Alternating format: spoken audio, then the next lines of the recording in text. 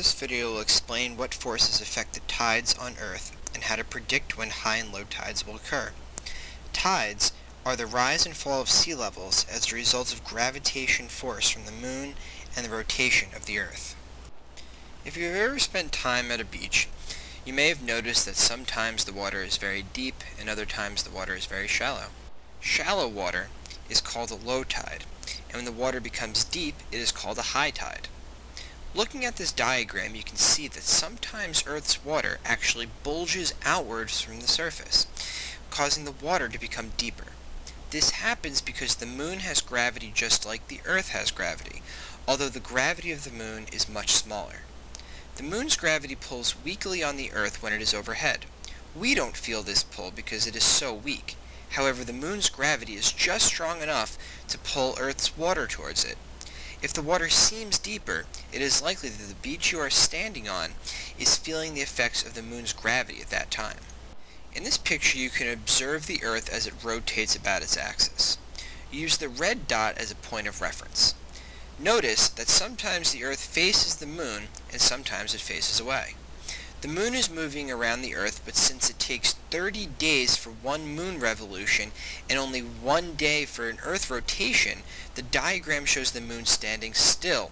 Because the moon moves so much more slowly compared to the Earth's rotation, we keep the moon still in this diagram. The animation shows what tides would look like at the red dot as it rotates around. Let's analyze the image more closely. In this first position, the moon is directly overhead, so the moon's gravity causes the water in that area to bulge outwards and create a high tide. The tide will be highest when the moon is directly overhead. As the Earth rotates away from the moon, the tide will get lower. In this next position, you can see that the tide is much lower. The dot is not facing towards the moon, and the water at that location is spread thin due to the high tides, so the water is very shallow. In this third position, there is another high tide. Even though there is not gravitational pull from the moon here, the water still always bulges out on the side opposite to the moon. I'll explain more on that soon.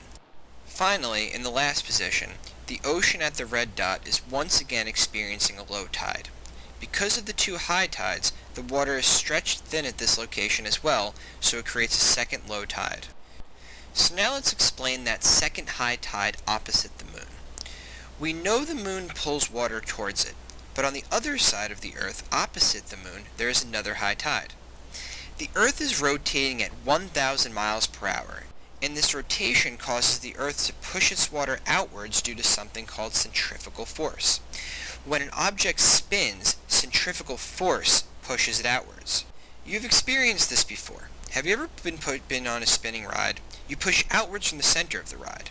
Have you ever tried spinning a bucket of water over your head? The water doesn't spill because centrifugal force pushes the water against the bucket. A sharp left turn in a car will push you towards the right. The same effect occurs with Earth's oceans. As the Earth spins, the ocean bulges outwards as a result of centrifugal force, creating a high tide on the side of the Earth opposite the moon. There are always two high tides on Earth at all times. There are also names for when a location is in between tides. When the tide is moving from low to high, it is called a flood tide, and when the tide is moving from high back to low, it is called an ebb tide. Look at the key to the diagram here to observe the locations of each tide. The tides change every 6 hours with 2 high tides and 2 low tides each day. For example, if low tide occurs at 12 p.m., then high tide will be at 6 p.m. The positions of the Earth, Sun, and Moon affect how deep or shallow a tide is. We can have either spring tides or neap tides. During a new moon or a full moon, spring tides occur. The gravitational pull from the sun combines with the pull from the moon to make very deep high tides and very shallow low tides. During a first quarter moon or last quarter moon, a neap tide occurs. High tides won't be as deep and low tides won't be as shallow as usual. That's all for now. Thanks for watching. Until I was rushing.